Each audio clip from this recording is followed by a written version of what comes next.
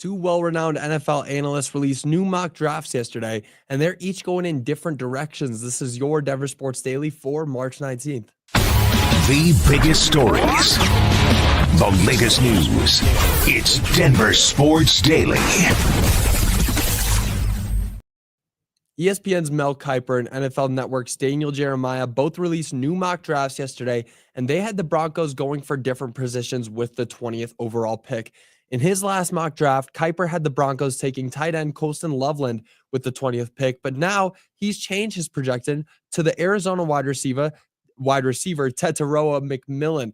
Now, McMillan is a 6'4", 219-pound tight end or wide receiver that ran a 4.48 40 at his pro day, and he's also surpassed 1,300 yards in each of his last two seasons. So obviously with those stats, those are wide receiver stats. A 6'4", 219-pound wide receiver that runs a 4.48, those are great numbers. That's the type of joker kind of thing that you would want. Somebody who's tall, bigger, can run fast. He could definitely attack downfield. That might be a kind of joker that Sean Payton is looking at. Now, would he be the best pick? The wide receiver room for the Broncos, in my opinion, is not the thing that they need to fix first. They got a tight end. They got their tight end, sure. They got Evan Ingram. But right now they need to focus on a running back, and that's what Jeremiah did. He went for a different offensive skill player in Omarion Hampton. The running back out of UNC is incredible. Jeremiah also earlier had the Broncos taking Colston Loveland in his prior mock, but it seems like his draft stock is rising too high for the Broncos to follow, as he has Loveland being taken by the Seahawks at 18. Now, last season, Hampton rushed for 1,600 yards and 15 touchdowns and added 38 receptions for 373 yards and 2 touchdowns. Now, Hampton may be taken earlier in the draft, and McMillan may be a reach at 20.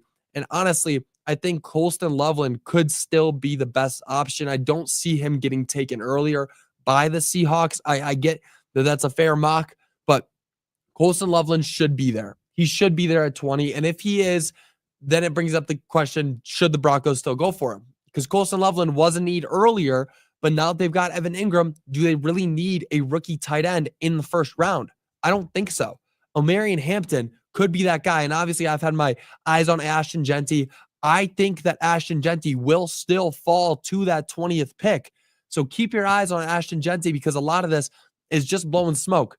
Ashton Jeanty could still be there. If he's not, then Omarion Hampton is the way to go. The guy's great. 1,600 yards is incredible.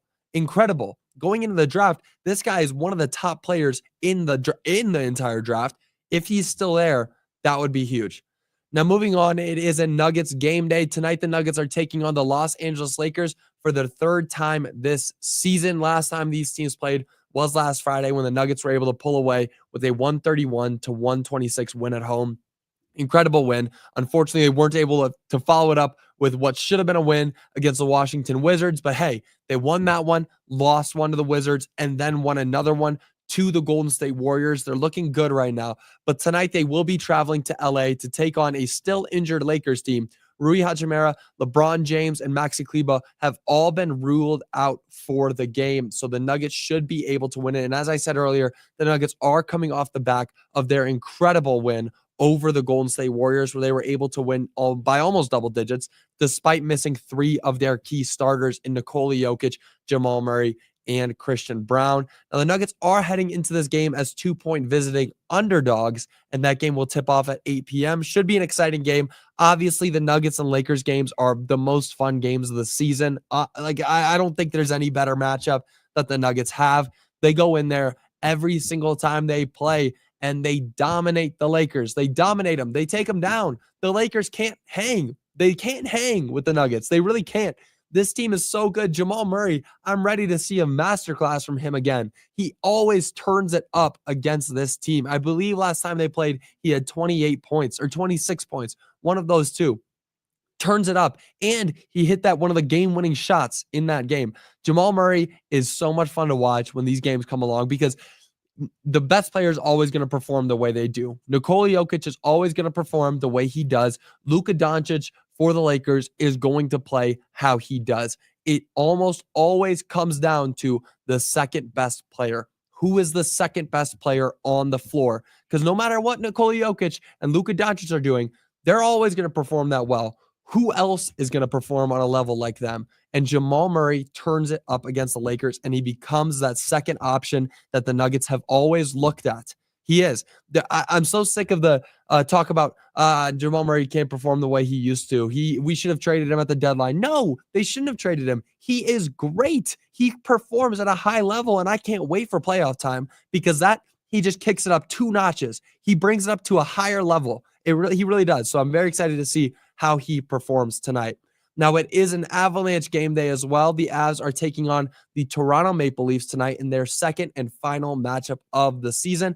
The Avs are kicking off the Canadian road trip with the best opponent of the bunch, taking on the Leafs first, then the Senators, and closing it out with the Canadians.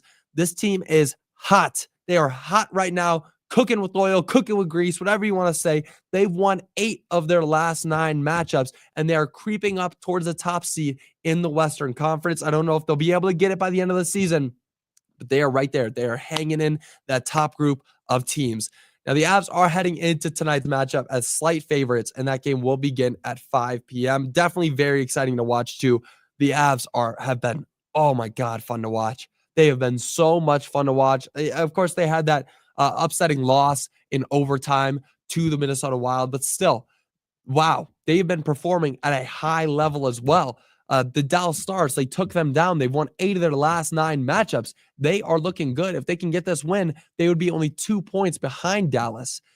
It's definitely going to be a big game. This game has a lot of connotations around it. And sure, these upper East Coast games, these Canadian road trips, they're not as important because these aren't teams that you see often, but still going out and getting a win against another good team, against a team like the Maple Leafs, would be huge, not only for the Avs' confidence, but would it be huge for the standings and where they're actually lining up as we head towards the playoffs. Now, guys, it is that time of year again when everybody's getting ready to fill out their brackets. Well, the good news for you is that you have a chance to win $5,000. If you have that winning bracket, head to denversports.com/bracket to sign up for our 5K bracket challenge presented by Twin Peaks and Rocks Heating and Air. Entries close before the first game tomorrow. Oh, it's going to be fun. It's here. March Madness is here tomorrow. The first games of March Madness. You bet I'll be talking about it. Yesterday it started with the first 4. St. John's ended up losing, or St. Francis ended up losing to, I believe, Alabama State, and then UNC ended up winning. They both got spots in the final round of 64 teams. They got in there. I cannot wait. And again, you're not getting a perfect bracket because I'm going to get it. There's no way anybody's getting a perfect bracket. What did I say yesterday? It's 1 in 9.2 quintillion odds that you can get a perfect bracket. So I believe each and every one of you can go out there and get a perfect bracket, but I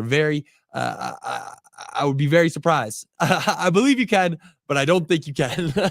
But that'll do it for your Never Sports Daily. I'll be back with you guys again tomorrow, again previewing March Madness. It's starting tomorrow, and then recapping hopefully a couple wins for our Colorado teams. Avalanche and Nuggets, go out there and get a win tonight. But until then, y'all have a great rest of your day. I will see you all later. Bye, y'all.